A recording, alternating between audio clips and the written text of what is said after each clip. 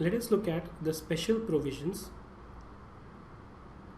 for computing profits and gains of business of operation of aircraft in case of non-resident. आपने थोड़ी देर पहले एक अलग सेक्शन देखा था जहाँ पर शिपिंग का बिजनेस था नॉन रेजिडेंट का, और वो इंडिया से या इंडिया के बाहर से कुछ गुड्स वगैरह कैरी कर रहा था. इस केस में और उसमें अगर आप देखें तो जिस मोड से ये कैरी हो रहा है उसका डिफरेंस है. वहाँ पर शिप के थ्रू कैरी हो रहा था, यहाँ एयरक्राफ्ट के थ्रू हो रहा है. अदरवाइज जो फंडामेंटल एक एनालॉजी है या लॉजिक है वो दोनों में सेम है. ऑफ कोर्स कुछ फ़र्क भी होंगे जो आपको रेस्पेक्टिव सेक्शंस में देखने पड़ेंगे, लेकिन अगर एक आइडियोलॉजी के हिसाब से कहूँ तो वो आइडियोलॉजी दोनों में कॉमन है. और ये चीज़ आप अभी रियलाइज़ करेंगे जब हम इस सेक्शन को पूरा गो थ्रू करेंगे. So who is an eligible SSC? Non resident engaged in business of operation of aircrafts. The word of is missing here, right? अगर एक नॉन रेजिडेंट है जो बिजनेस में एंगेज है, किस चीज़ के बिजनेस में? ऑपरेटिंग एयरक्राफ्ट के, राइट? उस नॉन रेजिडेंट के पास ये ऑप्शन है कि वो सेक्शन 44BB का बेनिफिट ले सके. प्रिजम्पटिव टैक्स रेट, किस रेट पे उसकी इनकम कंप्यूट की जाएगी? Income from such business is calculated at 5% of the following amounts. Shipping में 7.5 था, मिनरल एक्सट्रैक्शन में 10% था, इस केस में 5% है. किस चीज़ का? अब आप देखेंगे कि ये जो अमाउंट्स हैं ये मोर और लेस शिपिंग वाले ही हैं. अमाउंट पेड और पेएबल इन इंडिया और आउटसाइड इंडिया. इंडिया में पे किया इस बंदे को या इंडिया के बाहर पे किया. किसको पे किया? To the tax payer. Who is the tax payer? The person who is engaged in the business of operation of aircraft, और to any person on his behalf. इस बंदे के बिहाफ पे किसी भी और पर्सन को अगर हमने पे किया है, किस रीज़न की वजह से, क्यों पे किया है? On account of carriage of passenger, livestock, mail और goods from any place in India. This is the most important part. वो जगह जहाँ से ये पैसेंजर जा रहे हैं, जहाँ से ये लाइव स्टॉक जा रहा है, जहाँ से ये मेल जा रहे हैं, जहाँ से ये गुड्स जा रहे हैं, ये कहाँ? इंडिया में होनी चाहिए. अगर ये जगह इंडिया में है तो आप नॉन रेजिडेंट को कोई भी अमाउंट चाहे पे करें, चाहे पेएबल हो, चाहे वो अमाउंट आप इंडिया में पे करें, चाहे इंडिया के बाहर करें, चाहे नॉन रेजिडेंट को खुद करें या उसके किसी और पर्सन को करें जो उसके बिहाफ पे पेमेंट रिसीव कर रहा है, वो सारी इनकम जो है वो इस पर्पज़ के लिए एलिजिबल होगी. मतलब इसका जो टोटल होगा उसका 5% आप इनकम ऑफर कर सकते हैं. एंड ये तो हो गया अगर गुड्स इंडिया से जा रही हैं. What if the goods are going from a port outside of India? Amount received in India or deemed to be received in India by or on behalf of the taxpayer. India में वो पैसा जो receive किया है या deemed to be received है India में tax payer द्वारा या उसके बिहाफ पे किसी और बंदे ने अगर लिया है तो on account of carriage of passenger, livestock, mail और goods from any place outside India. जो कैरियज है वो इंडिया के बाहर है, लेकिन पैसा रिसीव या तो इंडिया में हुआ है या it is deemed to be received in India. अगर ये दोनों कंडीशन होती हैं तो even on this he has an option to pay 5% tax. Actually not 5% tax, he has an option to treat 5% as income and then the tax has to be calculated on that income. Section 44BA overrides provisions of section 28 to 43A. Same चीज़ जो हम काफ़ी बार discuss कर चुके हैं. I am not going to repeat it now. Thus no deduction of any expenditure would be allowed from presumptive income. अगर आप 44BA का बेनिफिट ले रहे हैं तो आपको कोई भी और खर्चा over and above this allow नहीं होगा. द लॉ अज्यूम्स कि 5% मैंने इनकम ट्रीट करी है, जो 95% बचा है उसमें आपके सारे खर्चे कवर हो गए. However provisions relating to set off, carry forward and chapter 6A deduction would be applicable.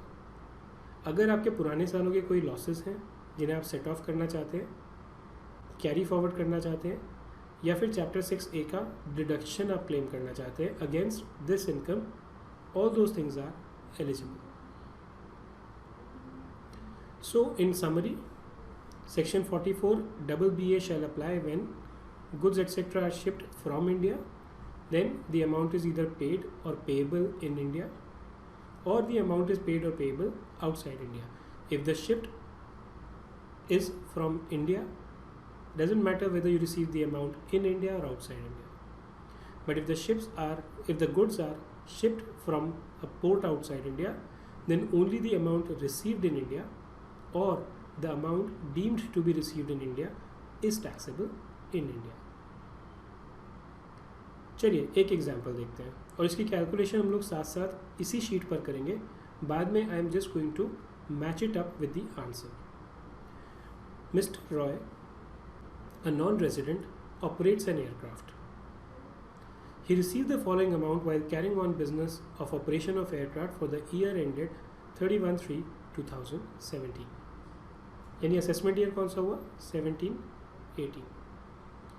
17-18 में उसने ये अमाउंट रिसीव किया है, ₹1 crore in India for carriage of passengers from Mumbai. So the passengers are going from a place in India, therefore this amount is eligible for rupees in crores, being covered under the benefit of 44BA. ₹3 crore in Singapore. पैसे कहाँ receive किए? Outside India. On account of carriage of goods from Gujarat. Goods कहाँ से ship हुए हैं? From a place in India.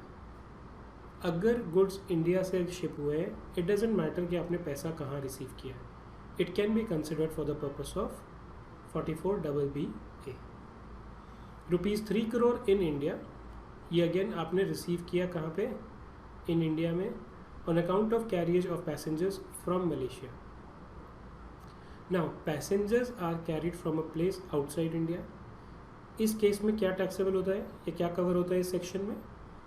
If the amount is received in India, आपको क्या बताया गया है?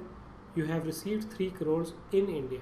Since it has been received in India, it is eligible for 44BA.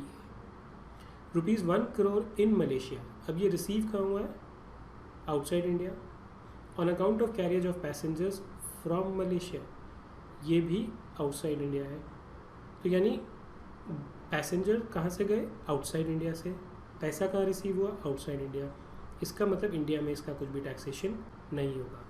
सो ये तो होगा रिसीट के बारे में. और देखते हैं, the total expenditure incurred by mister Roy for the purposes of business during the year ending 31/3/2017 was 2 crores. इस इनकम को अर्न करने के लिए उन्होंने 2 करोड़ रुपए का खर्चा किया. Compute the income of mister Roy chargeable to tax in India under the head profits and gains of business और profession for the assessment year 2017-18. Total income कितनी हुई इस केस में? 7 crores. एक्सपेंस कितना है? 2 crore. तो क्या मुझे ये 2 crore कम कर देना चाहिए और इनकम 5 crore की ऑफर करनी चाहिए? इसका आंसर मैंने आपको लास्ट पॉइंट में बताया था, और वो आंसर क्या था कि जब आप प्रिजम्पटिव टैक्सेशन के लिए ऑप्ट करते हैं तब ये खर्चे जो हैं ये अलाउ नहीं होते, क्योंकि गवर्नमेंट कहती है कि जो भी आपका खर्चा था, we are treating that it has already been allowed, right? So basically 7 crore is the receipt which is there. How much is the presumptive income? In case of aircraft it is 5%. So 5% of 7 crores is how much? 35 lakh. So total income of Mr. Roy chargeable to tax under PGBP will be 35 lakh. Let us look at the answer. These are all the explanations which are there. The presumptive income, if we look at the answer, is 35 lakh. Yeah? What would be your answer in case, let's look at example 2. What would be your answer in case the business was carried on by a foreign company? It doesn't matter whether the assessee is an individual or a foreign company, the income will remain the same. It is only a question of कि जो tax rate लगेगा वो individual के case में जो था वो अलग है, फॉरेन कंपनी के केस में अलग है. In case of foreign company, the same rules will apply as Section 44BBA is available to both corporate and non-corporate taxpayers who operate aircraft who are non-resident. What would be your answer in case the business was carried on by a resident? एक resident को 44BBA का benefit नहीं मिलता, इसलिए इस section में कुछ भी नहीं होगा, उसको नॉर्मल इनकम में कैलकुलेट करके अपना टैक्स पे करना पड़ेगा.